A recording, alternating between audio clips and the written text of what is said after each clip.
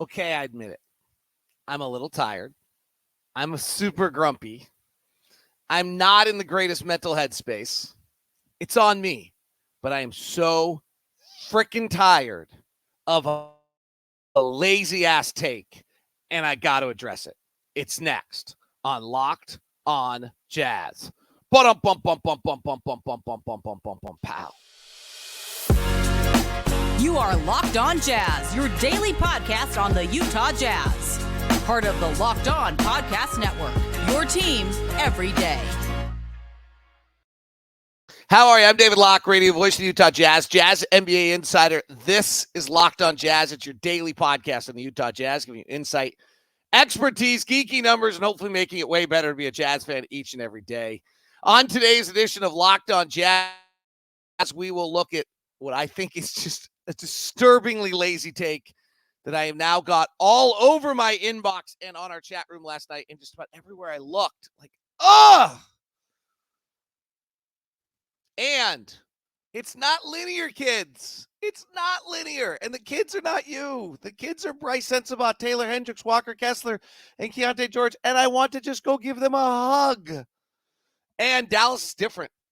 No, not like the city. The team, way different than it used to be. We have all that coming up for you on today's edition of Locked On Jazz. I'm trying to fiddle with my volume a little bit here because I can tell the audio just seems a little different. There we go. Looks better. All right. I'm fine, by the way. You could probably send help for me after and I'll do a better help read later today on the show. I'm fine. But that is true. I, for whatever, woke up like a little grumpy. Okay. Today's show, by the way, is appropriately with March Madness starting. Brought to you by FanDuel. Make every moment more. Right now, new customers get $200 in bonus bets with any winning $5 bet. That's $200. If your bet wins, visit FanDuel.com/lockedon to get started. In other words, take this 1 seed versus 16 to get $200. Okay. Let's just do what OKC did. Let's just do what OKC did. Why didn't we do what OKC did? OKC. Okay, I don't like OKC any, right? Because they stole the Sonics. But this is garbage. What'd they do? Now, what they did is they did some things well. Like, they're the number 1 seed in the West right now. They're going to make a real playoff run. I did my whole show yesterday that they're real. I did my whole show yesterday that they have a real chance. I'm not disparaging where they are in any way, shape, or form. I'm not cutting short that they hit on some draft picks. But why aren't the Jazz doing what OKC did? Let's address that. What OKC did is they traded a bunch of their players, that some of them were good at the time, Paul George the first one, to a team that was under duress and had to get Kawhi Leonard. So they got Paul George and they gave him a hell of a package. And they got an amazing player in Shai Gilgeous Alexander out of it. It's really, and Shay's great. He's the second best player in the NBA. And we didn't get the second best player. But this is not that different than the Jazz getting Lauri Markkanen and Colin Sexton and 3 draft picks and 2 pick swaps from Cleveland for Donovan Mitchell. And it's not that different than the Jazz getting, and I think it's a great trade by Tim Connelly. I was like the only person in the world who believed it. He gave up 5 first-round draft picks and pick swaps for Rudy Gobert, and they're the number 2 team. Why didn't we do what Minnesota did? Like, that's the key, is when you got the chance, you go all in. Give Minnesota credit. That's awesome. But this idea that OKC has got some, like, unbelievable master plan that we're all supposed to follow, what the hell is it? OKC was absolutely gosh awful. Sorry, 2 swear words if it to you that deems that way. For 2 years. Just awful. 22-50, 24-58. Awful. And out of that, they got the 21 and 22 NBA drafts. So they were absolutely awful in 2021. They went to the draft, and they drafted, and they got 6th, and they got Josh Giddey for that. And then the next year, they were absolutely awful. And they got Chet Holmgren, who's great. Who's absolutely great. And so what's my problem? Why is that any different than what Orlando's done? Why is that any different than what Orlando's done? Orlando has drafted in the NBA draft over the last years second, fourth, fifth, 11th, sixth, fifth, first, sixth. Let's do what Orlando did. It's the same freaking thing. Let's do what OKC did. OKC got Shai Gilgeous Alexander in an unbelievable trade, and they deserve a great deal of credit. But that's no different than what Orlando did, which is just drafted a bunch of players, and then the draft either works or it doesn't. And in the draft, and like to criticize the Jazz for not doing what Oklahoma City did right now is just an asinine freaking take. I get it, you guys. This sucks. We have had no pain as a franchise. We win all the time. We think we have a gosh darn NBA given right to win all the time. When we traded 5 of our best players in a span of 16 months, we thought it was going to be easy somehow. We've got so many complaints out. And actually, let me pause for a second. I'm going to give you a hug because you're listening to this, which means you're still engaged. So you're awesome. The fact that you're still tuned into the program and you still love your friend and you're still care and you're not just a constant bitch person. I love you. So let me just scream with you. Scream with me. Get frustrated with me about this. Like, know that it's going to be hard. We traded our 5 best players in a 9-month period of time. And we're 19 months removed from it. And we're trying to rebuild a championship team. I told you, if we wanted to, we could have traded for DeMar DeRozan and we could have been the 8th best team. We could have traded for James Harden and been the 4th best team. That's what you want. Frankly, we could have kept Donovan and Rudy for another 2 years and then just been up the creek right now because all we'd be talking about in the miserable existence is whether or not Donovan was leaving in the offseason, which was going to be yes. And we would probably be the 4th best team. But can we just stop criticizing? All right, you're not doing it. I'm with you. Can we all just talk to each other about how tired we are, about everyone just criticizing everything? God, it's so tiring. And it's such a lazy-ass take. I don't know if this is going to work. I don't know if we're going to win a championship. It's really freaking hard. I'm not particularly optimistic, to be honest with you. I'm a data guy. I've looked at this. It's brutally hard. We're going to spend the offseason analyzing all the different types of rebuilds that have happened and what the right thing is. And I'm kind of a fan of the Chicago pivot, and it's totally blown up in their face. We're going to look at all of them. It's super hard. So, if you told me that the Jazz are going to win a championship, it's super hard. Yeah, we'll have LeBron James born in Salt Lake City, the next version, and have him come back to Cleveland. That'd be great. That's how Cleveland won a championship. Win the lottery. Why don't we follow the San Antonio model? That's just as logical as the OKC model. The OKC model is that they made a trade and got Shai Gilgeous Alexander. That's the model. Honestly, that's the model. And then they hit on a draft pick. 2 of them. They hit on Jalen Williams, which is kind of how Milwaukee, what about the Milwaukee Bucks model, which is they drafted Giannis 15th? Or why don't we follow the Denver Nuggets model and make sure we go get as many 47th picks as possible? Right? Maybe I'm not making sense, but there's actually this whole idea that OKC has they've done something interesting, which honestly is what we're following. What OKC has done that is interesting is they're the first team to rebuild with a multitude of picks. Detroit rebuilt from the bottom has been terrible just drafting. Just drafting. Let's follow Detroit's model. How's that working out? Because it's the same thing, basically, except for one caveat. And that is that Detroit, all their players yielded them nothing. Blake Griffin, Andrew Drummond, Reggie Jackson gave them nothing. Oklahoma City got Shay. We got Lowry and we got Collin. So we got something.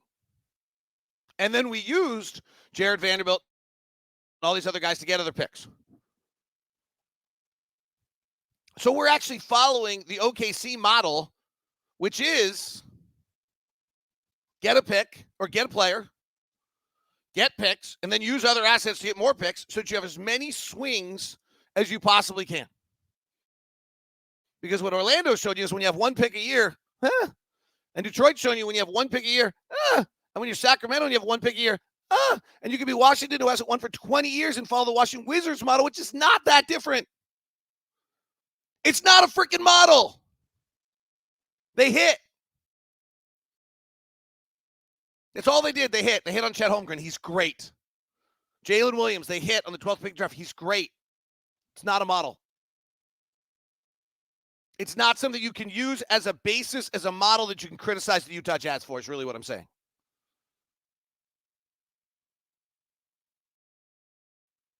They've done it. They've nailed it.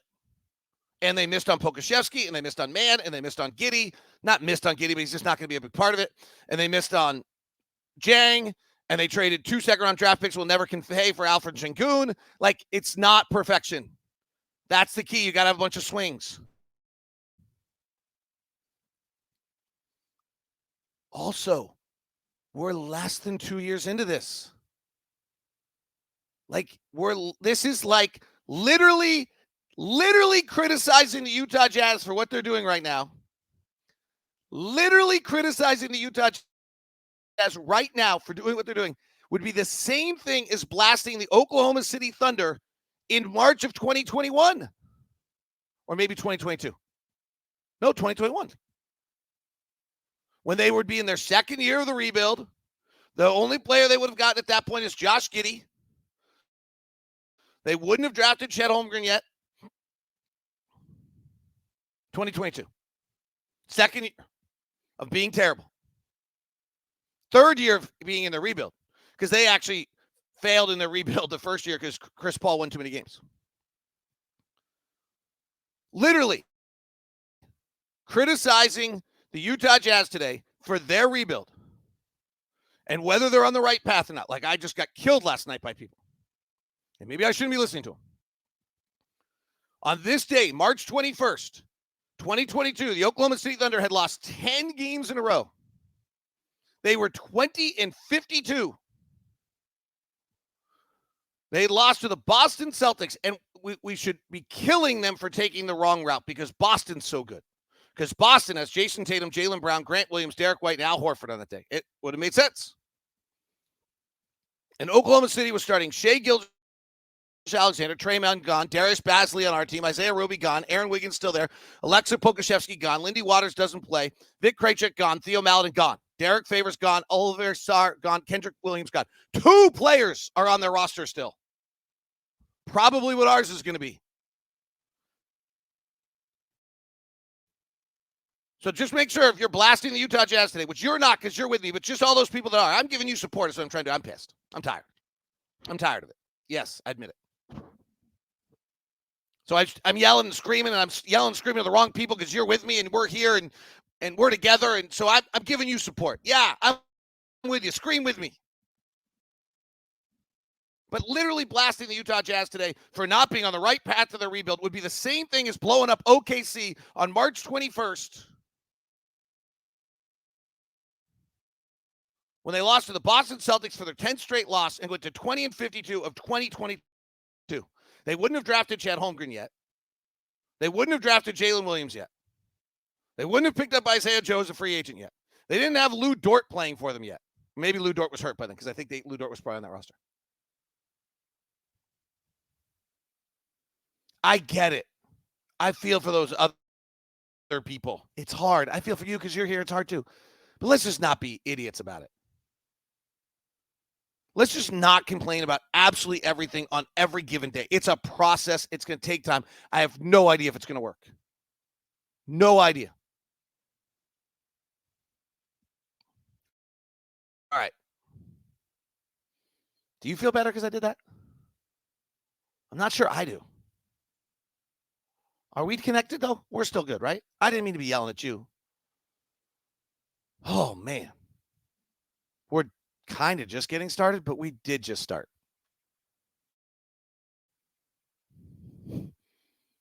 Today's edition of Locked On Jazz is brought to you by our friends over at BetterHelp.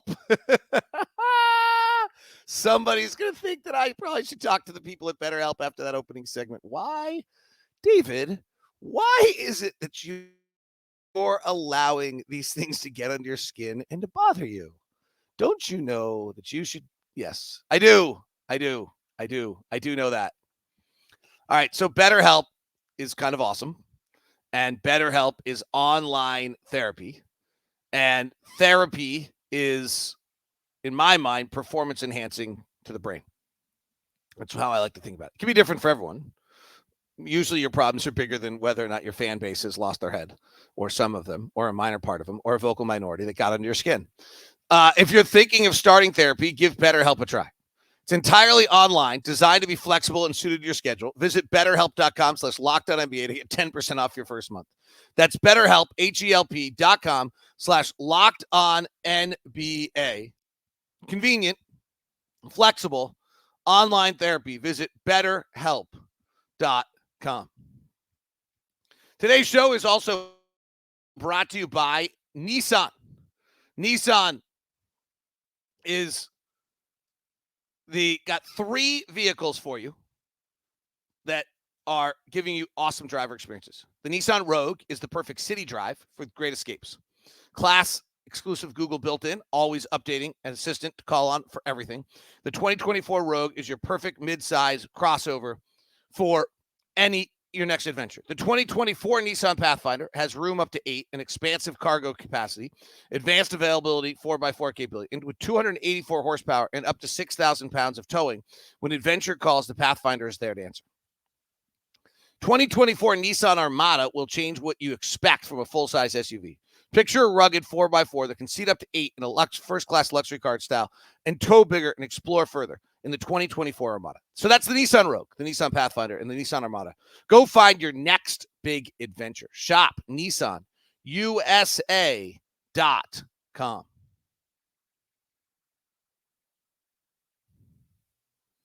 Do I need to clarify my point there?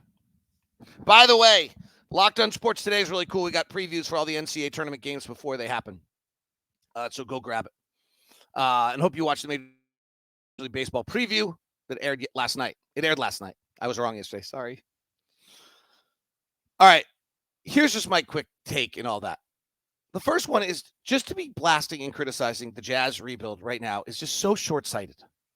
Like, it's literally like stopping a movie 20 minutes in and criticizing it. And saying, oh, this is bad. Like, then you don't get the end of Little Miss Sunshine. Saying the Jazz, like, don't have a plan and should follow an OKC model, that model is not, like, exclusive to OKC other than the trading your players while they're still good and getting something for them to start your rebuild and acquiring a bunch of draft picks, which is exactly what the Jazz did. The being gosh awful for 2 years has been done by a multitude of teams. Washington, Sacramento, Orlando, plenty, Philadelphia, and yielded very little. It yielded Chet Holmgren. He's awesome. That's great. And Orlando just got Paulo Banchero after 15 years.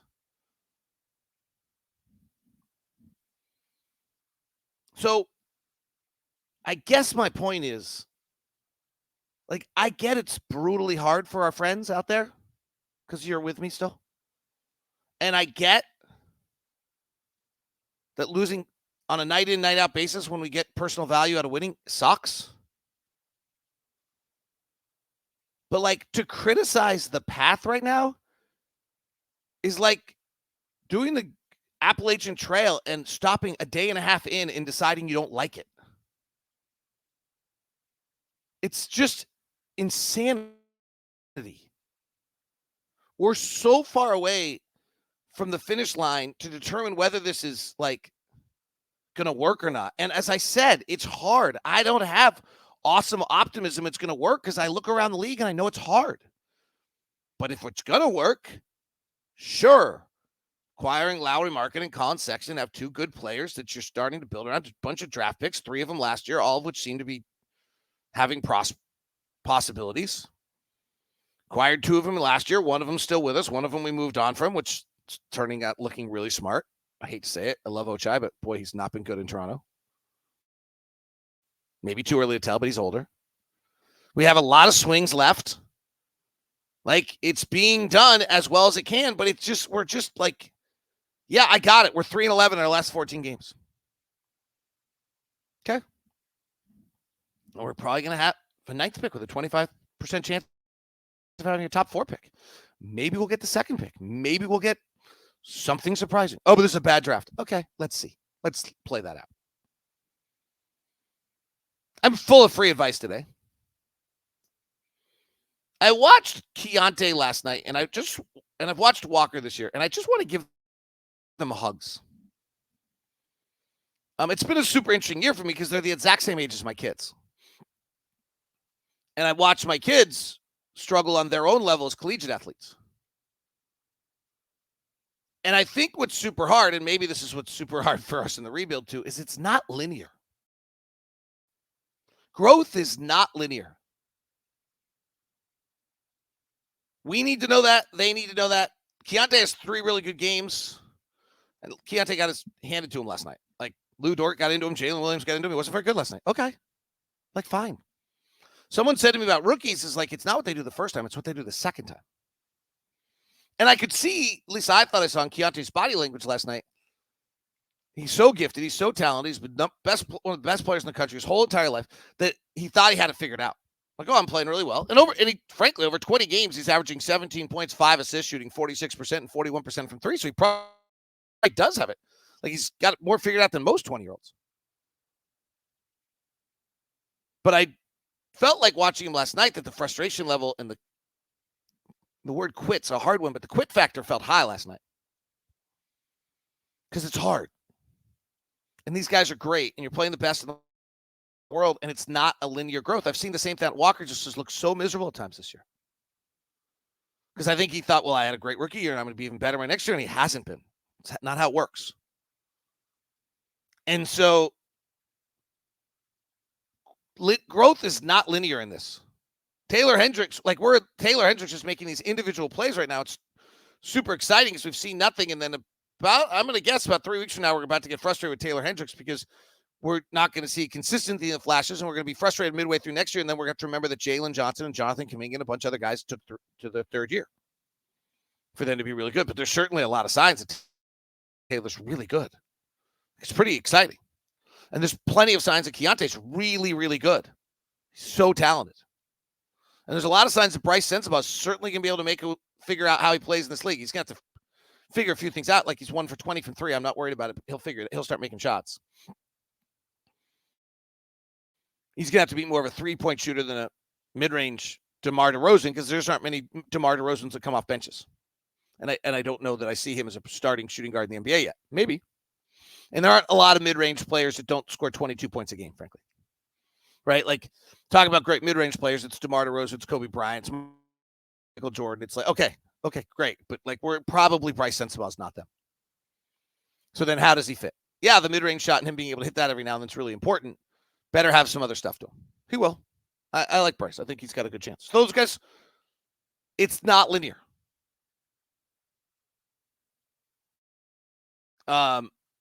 And I actually feel like they're the ones that need to, and I get it. Like, that's no fun.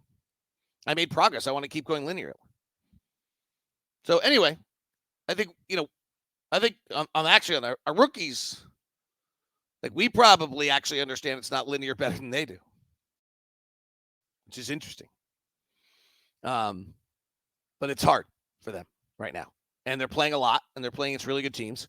And Keontae George is literally going to go from Shai Gilgeous Alexander to Kyrie Irving in 24 hours. I mean, hit your head against a concrete wall and decide to do it again. Brutal. At least Kyrie doesn't defend at the level that Lou Dort and Jalen Williams do.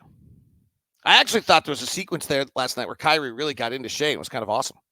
He went back to a Steph Curry level of defense he played against Steph Curry. He's got it. It's all there. You know, it really is kind of the joke on it is it just needs a little maturity. Yeah, he's 20. Funny how that works. Needs a little maturity. He's 20. They're going to be fine.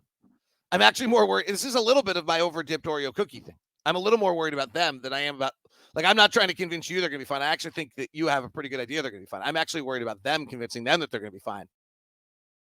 And it was interesting. I was talking to Bryce Sensabaugh yesterday, and we were talking about a bunch of stuff, and he kept bringing up his three-point shooting. I was like, yeah, we're good with that. You're going to be fine. I didn't want to talk to him about it. He's one of his last 17 going into when we were holding a conversation. I don't want to bring that up and bother him with it. Doesn't do him any good. Doesn't do me. And there's nothing to ask him about. What am I going to do? Ask you why you can't hit a three right now? Okay, it's not going in. I got it. You're the second best spot up shooter in the end coming into the draft. You'll be able to make that shot. But it was interesting to me. We weren't talking anywhere near his three-point shooting. He kept coming back to it. What's on their mind? It's hard. Will Hardy had a really brilliant comment about young kids. They have a hard time helping the other ones around them because they're so worried about their own survival right now, which I think is a really good point. Dallas is different. We'll touch on it next as we continue here on Locked On Jazz. Today's show is brought to you by FanDuel, FanDuel.com/LockedOn. FanDuel is the official sportsbook of Locked On, and FanDuel's got an amazing deal for you right now. Say goodbye to busted brackets because FanDuel lets you bet on every game of the tourney. Whether you're betting on a big upset or a one seed, it's time to go dancing on America's #1 sportsbook. Here's the deal. New customers get $200 in bonus bets if your first $5 bet wins.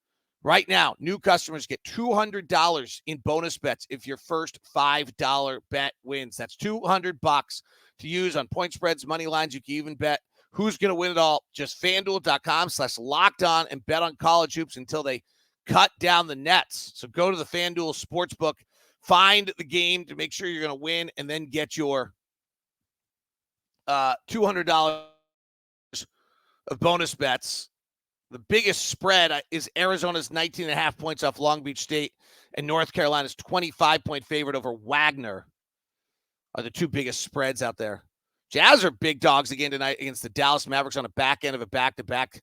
The Mavericks are a 14-point favorite. We were 15.5-point dogs last night. We covered. Jazz and the Mavericks tonight. You can get on that on FanDuel. Take advantage and get your $200 in bonus bets from FanDuel.com/LockedOn.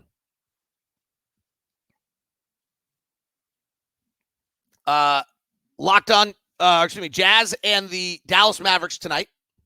Sirius XM has all your hometown broadcasts, so make sure you check it out. You can also hear Chuck Cooperstein call the game. He's great. Dallas is not the same team that they used to be. They're winning. They made a bunch of trades. They can't shoot anymore. And their offense is better. They're 11-6 since the trades. They're 40-29 in the season. They're the third best offense, and they're the 12th best defense. So they've gone from 24th defensively to 12th since the trades. They've gone from second most amount of threes taken in the league to 14th. They've gone from a top 10 three-point shooting team to 19th. And yet their effective field goal percentage is still the same, or virtually ranks the same. Their offensive rebounding a bit better than they used to, and their defensive rebounding a bit better than they used to. So they're actually like a physical team now. They're 11th in the league in defending the shot. They were 20th. So it's a very different style Dallas team after acquiring Daniel Gafford and P.J. Washington. And they're battling to stay out of the play-in. They're also just in an interesting position since they're a little hamstrung in any of their future moves. And they have this incredible player in Luka Doncic. Right now, Dallas, as the night starts, they are outside looking in by a half game to the Sacramento Kings. They have 2 games coming up with the Kings as well. And so that'll be really interesting to see. They're tied with Phoenix right now. 7th means you get 2 home games to try to get into the playoffs. It's a pretty good spot to be. 8th means you get 1 home game guaranteed, and you have 1 road game. So not falling behind to Phoenix is equally as important. I don't think they can catch the Pelicans, who are 5th. I kind of think 1 through 5 is set. The only question is whether the Pelicans are going to catch the Clippers and how Oklahoma City, Denver, and Minnesota are going to play out in order there. I think it's going to go Denver, OKC, Minnesota, but there's a chance Minnesota could catch Oklahoma City. Oklahoma City's schedule's hard.